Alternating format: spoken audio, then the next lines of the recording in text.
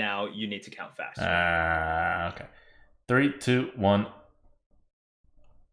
Welcome to the Lightforge. This is Abukta. This is Merps. Hope you guys have had an exciting week. I don't know, just a week in general.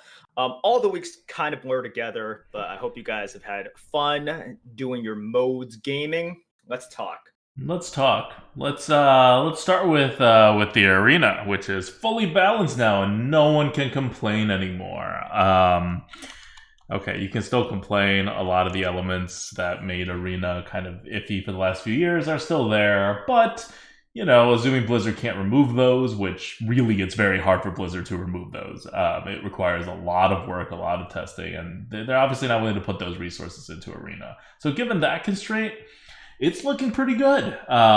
We talked about it last week. We'll talk about it again right now. Warlock is 52.3%, which is now higher than Rogue. And Hunter is 51.5%, which is also higher than Rogue. So even at the top, it's so close for the classes balance-wise that they keep kind of pushing each other around.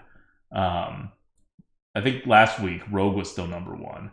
And even at the very bottom, where Shaman was pulling up the bottom at 47%, Paladin is now joining Shaman at 47%.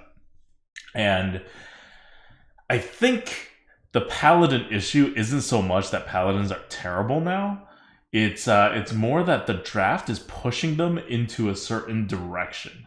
So I had a Paladin draft, and I am generalizing from a very tiny sample size, but I feel like people are not because the draft just pushed me to be very heavy, because a lot of the good Paladin cards are actually on the heavier side.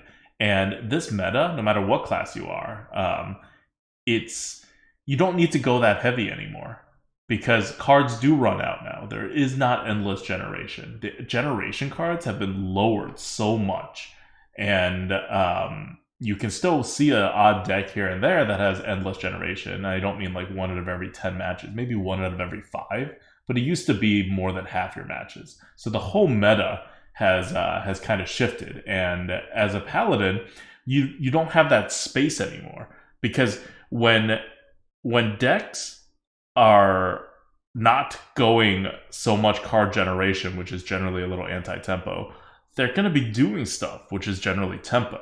And as Paladin, you generally need the tempo. So if you're playing Paladin the way you played Paladin 2 weeks ago, you think you have more space than you do to execute your game plan, and you really don't. So you need to up your values for those 1 drops, those 2 drops, those early game good cards. And then all the big stuff that are really good for Paladin, just kind of fill them out a little. Even if you only have a couple of 7 drops, rather, maybe 1 6 drop, 1 7 drop, you're still going to be around average in card advantage value. As long as you don't have too many 1 drops that don't generate more stuff. It's really a pretty low number of cards meta compared to what it was before. So that's just a little bit of a warning for Paladin, but it applies to all the classes. Most classes don't have this problem, or they'll have both tempo and also some good card generation, like freaking Hunter. If you're wondering why Hunter is so far up, they boosted Hunter a little bit, but it's more that Hunters are able to curve out, do normal tempo stuff, and then still generate a ridiculous amount of cards. That's what's making Hunter kind of insane. And in any faster meta, Hunter's going to Hunter in a normal state is going to do pretty well, because they have that synergy with the win condition in the hero power. Yeah, it's crazy, right? Primordial Explorer, everyone knows how good it is, but whenever you think about it, it's how is this thing, which is properly / overly statted, for a 3 drop, still so good in terms of card advantage? And it's at that all important 3 slot, which I understand Hunters have quite a few cards there, but at the same time, you want those Desert Spear, the other 200 rated card that is a 3 drop, that is a common that the Hunter has. Like, that's how Yes. ridiculous Hunter is. They have two 200 plus rated common cards on three that are curve cards. And that's always sort of been Hunter's kind of MO. Even years ago, they always had a ton of really good cards, but Hunters were very reliant on, well, they don't have the flexibility. Everything's a little bit awkward. But things are a lot smoother now. So Hunters, like, they can really lean on their card advantage, on just so much of their power, and their power comes from overwhelming card advantage and also stuff like Desert Spear, which gives them the ultimate flexibility, Mm-hmm. which is why it is so freaking good. It's way too much damage for 3 mana, and it's way too flexible for a class that is not flexible, right? Like Yeah. we see what something like Light's Justice can do for Paladin. Well, this is like super duper Light's Justice. 3 mana, 9 damage. Like, who thought Yeah, that was possibly an okay idea? And this is without considering what it can combo with, just like at its base.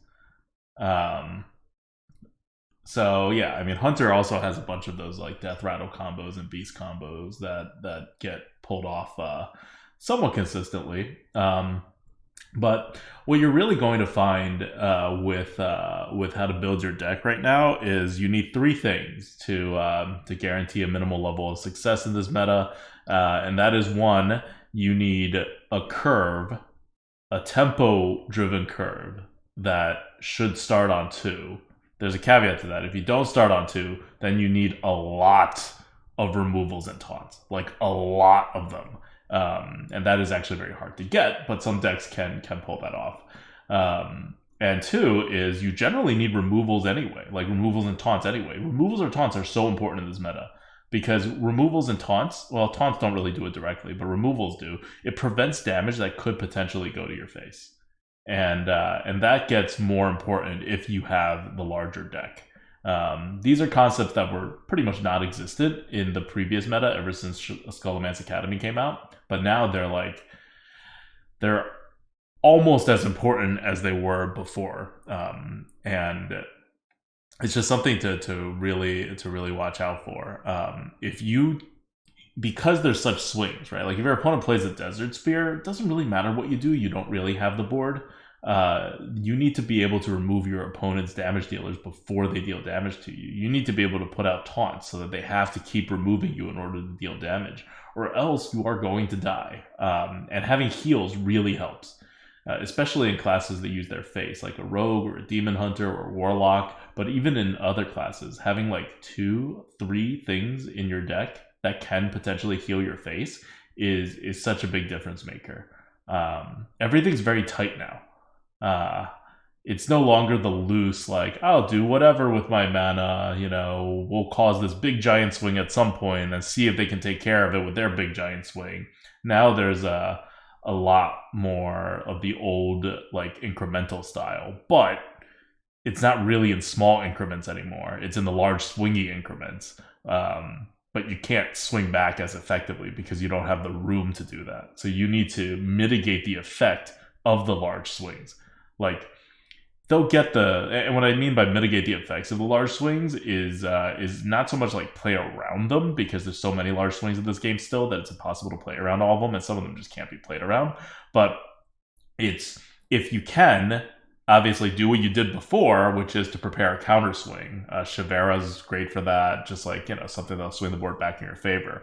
But oftentimes when you can't do that, especially if the swings happen earlier on in the game, not like at 10 mana, what you need to do is have cards in your hand that mitigate the damage effects of the swing, so that your opponent gets the tempo, but you don't die.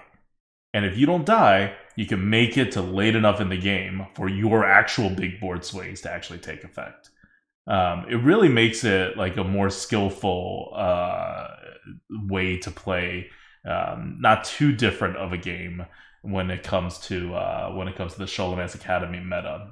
But it definitely adds an element, and it adds it pretty significantly all over the place. Like I feel like half my games have this element featured prominently on whether someone wins or loses, and there's oftentimes nothing you can do about it. But it's a drafting consideration. Like once you're in the game, it's kind of over. There's a few cards that you can decide whether to hold or not to hold, or how efficiently to use them. Just know that playing for tempo defensively, as in trying to get tempo so that you don't get screwed over later, and how much to do that is a very big key. Because the more you do that, the more they can flip the board on you and get rid of all your resources. But the less you do that, the more they can flip the board on you and then power through you. So depending on what you're holding in your hand and how your deck looks and how much removals and heals and taunts you have, you want to lean more defensively tempoed or less defensively tempoed. Like if that makes sense, because it's a tension now in every game. And again, most of this is drafting, but in addition to drafting, it's knowing what you drafted, right? Like there are certain things you shouldn't be drafting, but if you're drafting within this zone, there's still like quite a diverse variety of things that work. You need to know what you drafted, and you need to play according to that. So we're in that nice middle ground now between the old, like really old, I'm talking like 4 years ago old, like tempo in the early game, and then worry about card advantage later, to the Sholomance Academy previous meta, where it's like, well, you don't even have to worry about card advantage at all because everyone has unlimited amounts of cards, but you're also not going to kill anyone too quickly anyway. So just like, set up your combos, do the threat removal, like answer, right, like kind of thing, and like see where that RNG kind of takes you. And this is right in the middle of that. So you're making some decisions on tempo, not tempo, based on information that you can be punished if you're wrong. Your opponent can be punished for pushing too hard. But because a lot of the cards are very big swings, and that creates randomness, and because a lot of the cards literally just like generate RNG these days, there's still a ton of RNG still involved in it to blow you out. But you can mitigate it. You can mitigate the RNG, I think, better than you could before this patch. Cool. All right. So yeah, look, not that much has changed within the arena. Like Adukta says, there is a 5% difference between the best class and the worst class. And we see shifts all the time because it's so close. And this is the closest that I think any arena meta has ever been, where the top class and the bottom class, the only difference is a delta of 5%. So it is incredibly even. That doesn't mean that the classes are the same, though, or that it is the best feeling meta that we've ever had. I wouldn't exactly agree with that. I don't think it's bad. It's definitely not the best feeling meta that we've had. Definitely because not. The swings are still there, and when you push it like ahead in the turn, it means they're like less dealable with. So you're increasing the counterplay, but decreasing the counterplay in other ways. Yeah, so look, it's fine. We'll see if they'll do anything else. I don't think they're going to do anything. They won't. Because they're going to look at the numbers. Yeah, it's fine. The numbers are good. Also, there's probably going to be an event in October sometime, and so there's not that much time anyway for a normal meta to exist. So whenever... beyond the event, which we should be getting the new mode soon. Because if you remember the roadmap that they put out at the beginning of the year, the new mode is supposed to come out in phase 2. We are at the tail end of phase 2. Yeah, that's true. So they always said that like around this time we should get news about the new game mode, and I'm surprised that throughout the past few months or years we haven't gotten any sort of news or updates or any teasers at all. We just know that this new game mode is coming. It's going to use your collection in some way. That's the only thing that we know about it. It's going to use your collection, quote unquote, in some way and even older cards that are not in the current rotation. And that's literally all we know about it. We You should know be getting what? news any day Like, now. what I'm kind of hoping it could be, because almost every other way of using your deck, I think, is going to be less limited than I want. Like more like constructed and less like limited. I hope it's just sealed. Only you bring your own cards, so Yeah. that you enter this pool of like 8 people in a tournament like Battlegrounds, right? But you bring your own cards and you can bring whatever cards you want. And then it all goes into a pool, and then either there's a MTG style draft, or some kind of like picking mechanism, or some picking mechanism mixed with a lot of randomness or whatever, right? But then you guys all have to play in this like mini tournament um, after that. Like, that would be pretty cool, because it would bring quote unquote deck building into account, and it will let a lot more legendaries be used than the arena. Yeah, Hearthstone is definitely trying to go in a direction beyond solitary play. For Mm-hmm. many, many years, it's been solitary play. And I think the industry in general, and Blizzard sees this, it's trending towards interactability Yep. in terms of gaming. Like, even if you are not playing directly with someone or in a group setting, because the gaming industry has also realized and they realized it even before this year, but it's further kind of enhanced through Fall Guys and Among Us, which are the most popular games at this moment.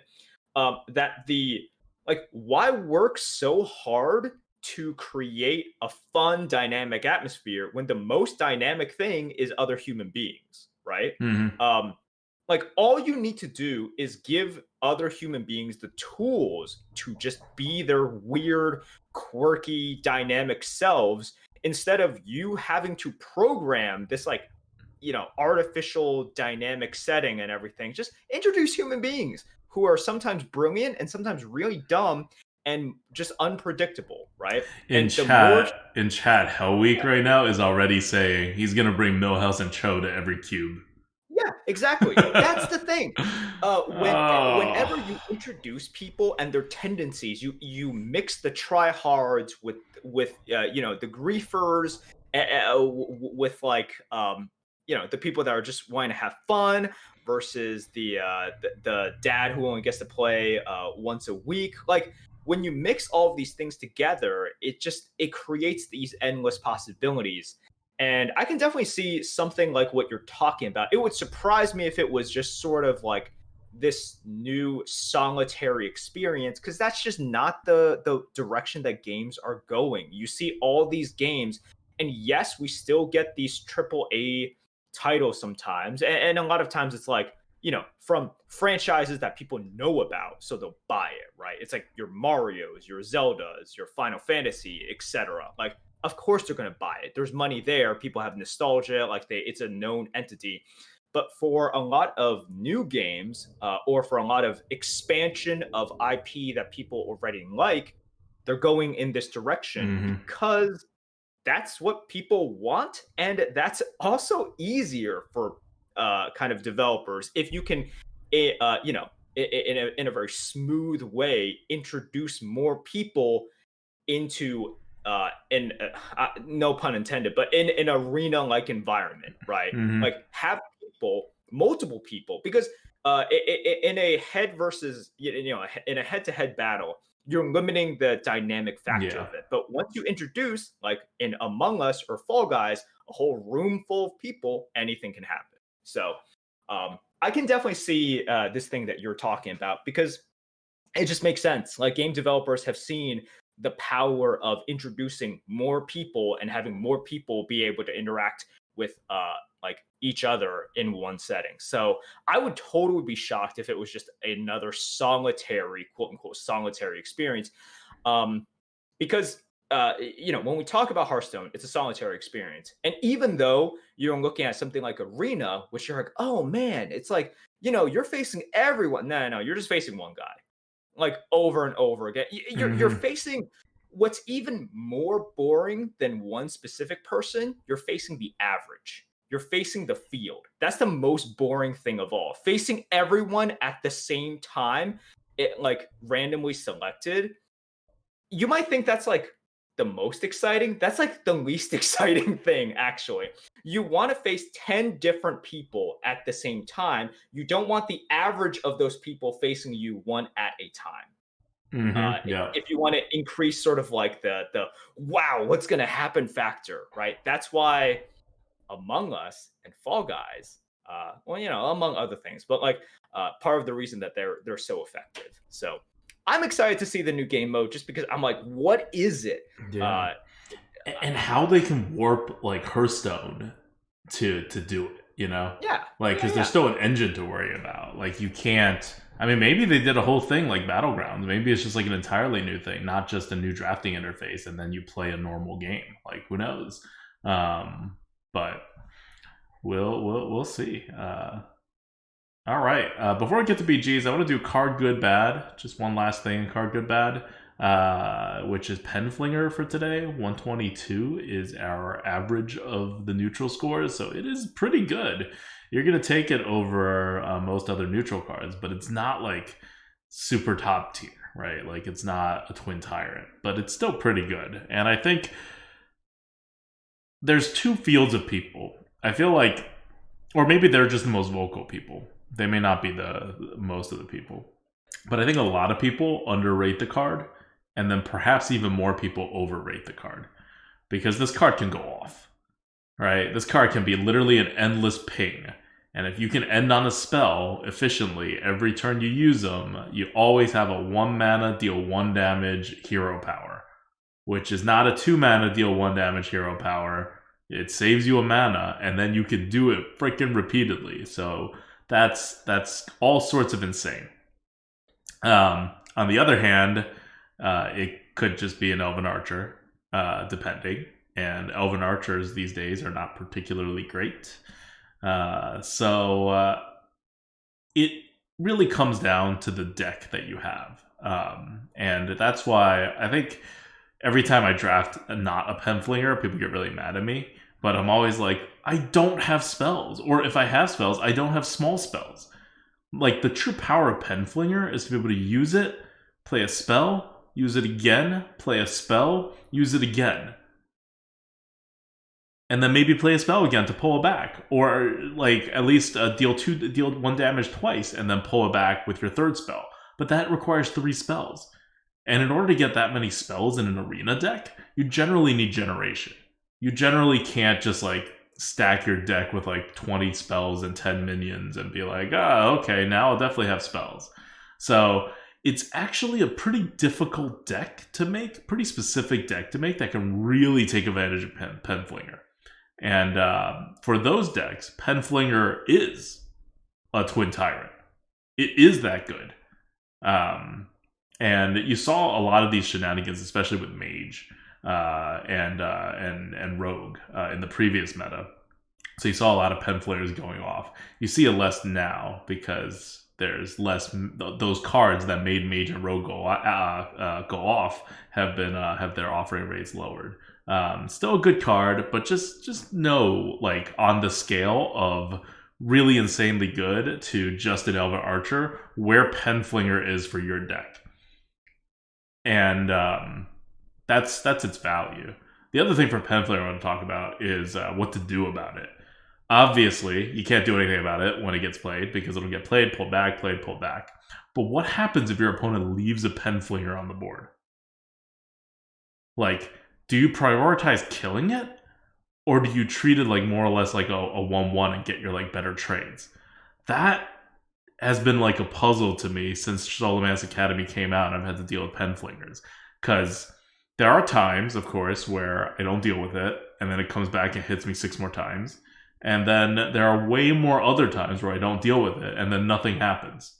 Because your opponent doesn't want to play a spell or doesn't have a spell to play. So, I think that the right answer for a Penflinger on the board with no reads of whether your opponent has a spell or not a spell, like it's not like they just generated a bunch of spells or anything.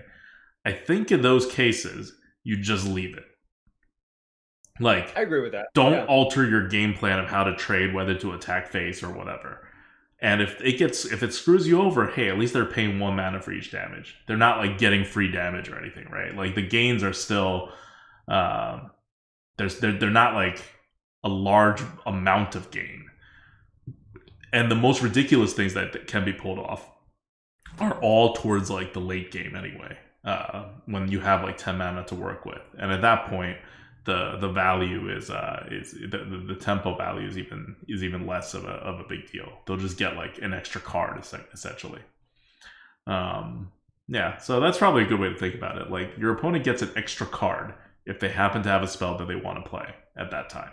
Are you willing to give that to them if you have no read? Of course, you should always sort of have a read, because it's not that hard to read whether your opponent has a spell or not, especially if they just played a Penflinger.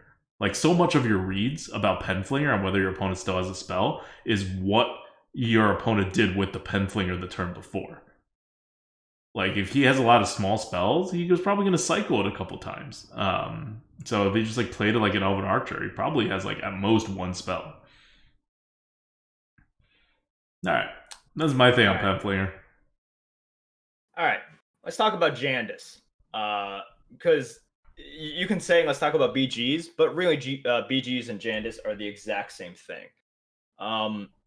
If you look at the stats right now and you look at the top 1% on HS Replay, Jandice is her average placement right now, which is at a 3.47. And I don't like to use numbers exactly because it doesn't really mean anything. I'll just say that right now, its average placement is about the same as Hook Tusk when Hook Tusk was at her most oppressive, as in unnerfed Hook Tusk with Tier 1 Sorlisk. So that's what we're dealing with right now, effectively. And the problem with Jandice really is the fact that all she needs is, number one, for mechs to be in, and number two, for her to find two pogos. That's it.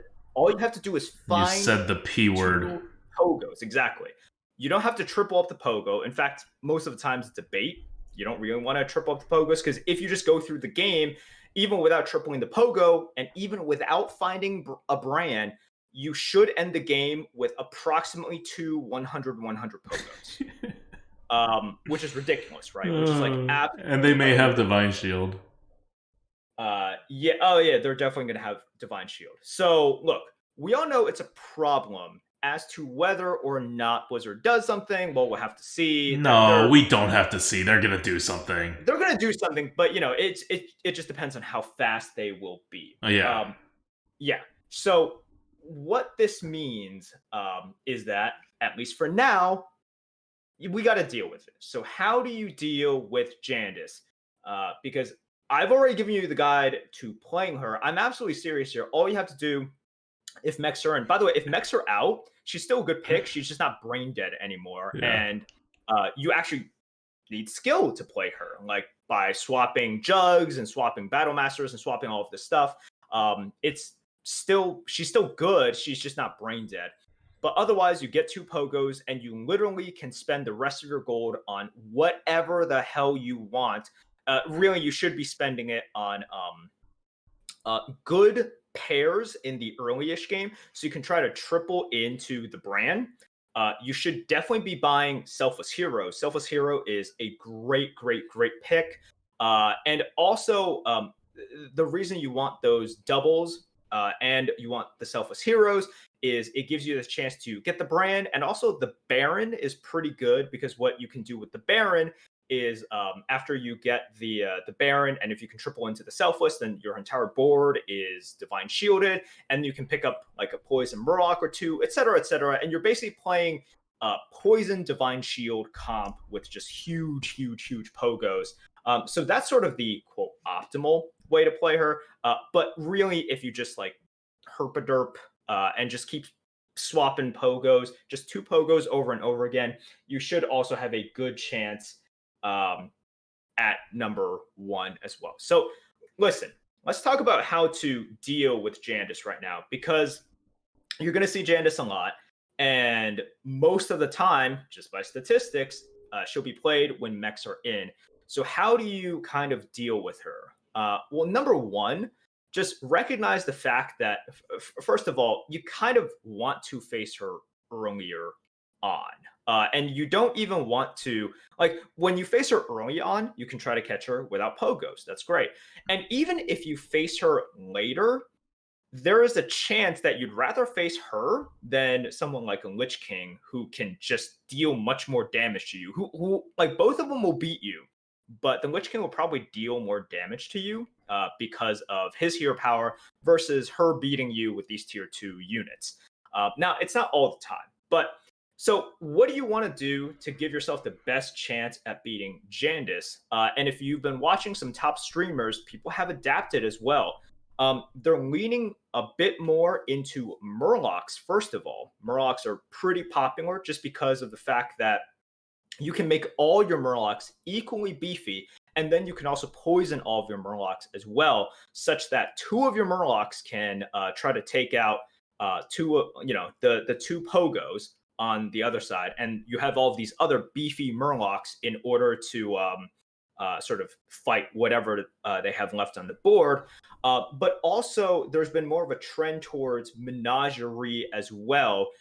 And you always want one Murloc in there. This is assuming Murlocs are in. If you're facing a Jandice and mechs are in and Murlocs are out, just good luck. I mean, fight for second place. There's really, like, then you're in a situation in which you're really screwed.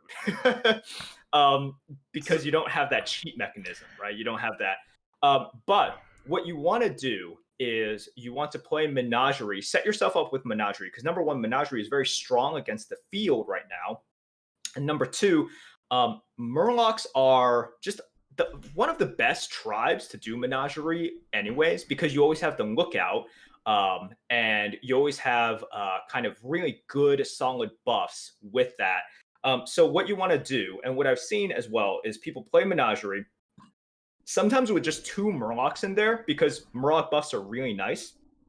And then you're able to triple into the Amalgadons. You're able to, at all times, have these kind of two units that can 1v1 the Pogos, assuming you can also get a Ghoul, you can get bumpers, you can get all that kind of stuff. And that's what you want to be doing. You don't want to kind of be obsessed with the Jandice, because, you know, there's other people in the lobby as well. But at the same time, people have been leaning more towards Murlocs. And when you're doing Menagerie, you want to definitely have that Murloc within your Menagerie setup as well. And any chance you have to pick up a Murloc, just do it. It's great because Murlocs have that lookout, which are really gold efficient and really great at finding, you know, good buffs. And Murlocs give you the best chance of finding the Amalgadon as well, because if you have a Murloc and then you're in the late game, you grab the lookout, you go to tier 6, and then you have a chance of finding the Amalgadon. And the Amalgadon is your one way of cheating past Jandice, because she has the Divine Shielded 100/100 Pogo. Suddenly you have a Divine Shielded Poison minion, which is like the same thing, right? So she basically cheated out a 100/100 minion that, you know, you're trying to find your way to cheat out of it as well. A couple of specific things to keep in mind when you're fighting Jandice. Obviously, look, you should scout. Don't be like Adult to actually scout. But if you don't know anything and you're facing Jandice in the late game, what you want to know is that she is probably playing some variant of this lineup that I'm talking about. Two giant Pogos. It's very rare for them to have three Pogos, because then they had to golden it and then find two more. That's just like not common. So two giant Pogos with accessory units. They're gonna have the Divine Shields. They're gonna have a couple other things here or there, maybe like a gas coiler that they just tossed in. But they are going to want the Divine Shield refreshes via the Selfless Heroes as well. So a couple of things to keep in mind. Number one, in the late game, you should expect both of their Pogos to have Divine Shields. So if a Ghoul is advantageous for you based on your lineup, that's fantastic. Take a Ghoul. What you can also try to do is get a Zap, in order to zap not only the the Baron, but also the selfless heroes before they are able to proc onto the pogos. Because a lot of times, what these players want to do is kind of use up a shield and then hope that you hit into the other pogo, or even if you hit into that, it's 100, right? They don't really care. And then they proc the selfless hero, like the golden selfless hero, or even just a normal selfless hero, to refresh the shields onto the pogos. This is how they get like maximum value and usage out of their giant pogos. And what you can try to do, and this could be super useful with scouting, or even without scouting, you can just play the percentages and assume his zap is like pretty decent.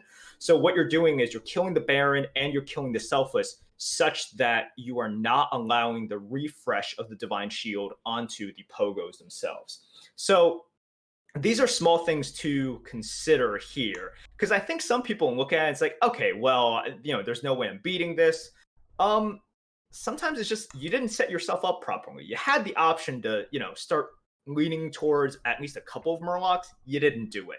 You had the option of maybe picking up a Zap, but you're like, okay, Zap doesn't do anything. It's not like, you keep on thinking of Zaps in like Beast comps or mech comps with refreshes, killing the Kangor, and you don't really think of it here. I think people get a little bit too frustrated with Jandice. Yes, she's powerful. She's going to beat you a lot, but if she's here to stay, you have to keep these things in mind of how to beat her. You need to be picking up the Murlocs early, scouting her, and if you have information, you can definitely beat her with good kind of unit compositions and matchups and ordering. But the ghouls, the zaps, these things, that you can definitely beat a brain dead Jandice like pretty handily by doing these smart things. It is frustrating that you have to do all of this while all she did all game is just swap pogos. But I think too many people right now are looking at the situation. They're like, I can't do anything. I lost. There was nothing I could do. I know there was stuff you could do. And there was actually some immediate stuff that you could do in the battle before as well, but you didn't take it, and that's why you lost. So I think we need to keep these things in mind in terms of general strategies, which is lean Murlocs, lean Menagerie, in order to give yourself that better chance in terms of positioning your Murlocs, getting the Amalgadon to equalize with the Pogos, and then also small little matchup things like the Ghoul, like the Zap, etc. Because most Jandice players are going to be going for the double Pogo with the Divine Shield refreshes and maybe a couple of other units. And you want to be able to kill off those Divine Shield refreshes, so your 50-50 giant unit isn't smashing into the Divine Shielded Pogo. You want to make your hit count. So, in case people are not aware of the scope of how ridiculous this is, Pogo Hopper as a comp has an average placement on HS Replay of 3.2. The only person playing Pogo Hopper is Jandice, and other people bring it down. The next best comp, according to HS Replay, which looks at endgame stats for these comps, is Dragons at 3.7. So that's 0.5, more than 0.5 actually, of a positioning between what Jandice normally does, regardless of what happens. It's not like Jandice just like doesn't go Pogo. Jandice will always go Pogo when there's mechs, and actually hitting your Dragon comp with a Caligos. So that's the lopsidedness. The other way to deal with the whole Jandice problem, of course, is to not worry about it and lose to Jandice and have it be okay. And you do that by doing mechs and switching over to Divine Shields past a certain point. Don't make the mistake of going like for too much early game, because you're not like Merp said before, right? Jandice isn't like killing anyone. So the games actually kind of go on for a bit. So if you tempo yourself out in the early or early mid game, or even the mid game, you're still not going to have a very good finish, because you need to end up beating some of these Murloc comps and these Menagerie comps, and those comps are not shabby in the mid game at all. They even the ones that don't make it, right? Even the ones that don't hit their brands or their whatever, they're still fine in the mid game. They're totally good. So what you need to do is to be able to have that like anchor late mid game comp that's not like necessarily dragons and bees. If you can get them, that's fine too. But if you're starting out mix and switching over to divine shields, that's kind of your give up strat, right? Your like top 4 strat. And in the age of Jandice, Merps just outlined all the ways you can beat Jandice. It's still really, really, really hard to beat Jandice. So your upside is capped a lot more than in a fair meta. So if the game starts handing you some deflecto bots, don't shy away from that. All right, I think that's it for BGs. I don't know. I play some, and we were obviously playing in this meta with Victor and Team America last week, and Jandice is just, it makes the whole game very not fun. Like, it's like the four player co-op aside, Jandice is really screwing over the game right now, and they'll definitely fix it. Hope it's soon, because this is one of the more egregious heroes to exist in any Battlegrounds meta. The worst part of, look, if a character is OP, or if a character is terrible, it has to at least be interesting. Mm-hmm. Like, for example, Galakrond sucks, but it's interesting and it's got a cool hero power, so that makes it more okay. I'm not joking. Like, it really does. Like, it is more okay. In fact, I would say Galakrond deserves to be in the game more so than someone like Artendotron, who is just boring, right? Who is just like really, really boring. Like, if you're bad and you're also boring, that's not good for the game. Like, that's just not good for the game at all. Yep. And also Galakrond has that high roll potential, right? And I understand what Artendotron also has the high roll potential because of his ability to okay, don't tell me that. Like, high rolls into mediocrity rather than total suckage. I know. But that's the thing. That's the important thing with these games. Like, if you have bad characters or bad heroes, they have to at least be interesting. And if you have completely OP characters, they have to at least be skill testing and interesting. That's fine. So if you have a completely brain dead OP hero, that is not good, right? Like, that makes the game just not enjoyable. It makes it unenjoyable for your top players, and it makes it just sort of like frustrating for everyone else as well.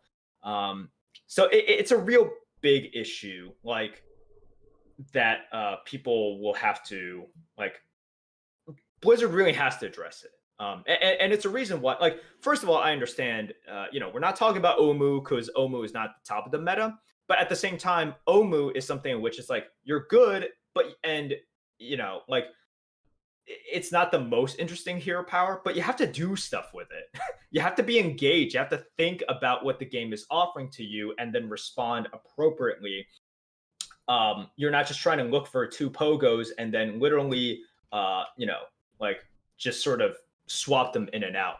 So it's a huge issue. It's a huge issue. And, we can look at it and say the win rate is as bad, or, it's as good, but the implication is this is as bad as Hook Tusk in her best days. But even Hook Tusk, like, you did things. Like, you kept on clicking on things, you kept on discovering stuff, and it kept you more engaged. And here, you could just swap the pogos and then waste the rest of your gold and buy random units, and you'd still be okay. And that's not cool. That's just not cool. So, yeah, I did it pretty good the first time I tried, and that's not what you want to hear. Yeah, that was not good. I looked over sometimes because we were in the 4 stack, and you did not play it super well. I played it terribly, but it was okay. Like, the results were okay. That's why that's, like, terrible.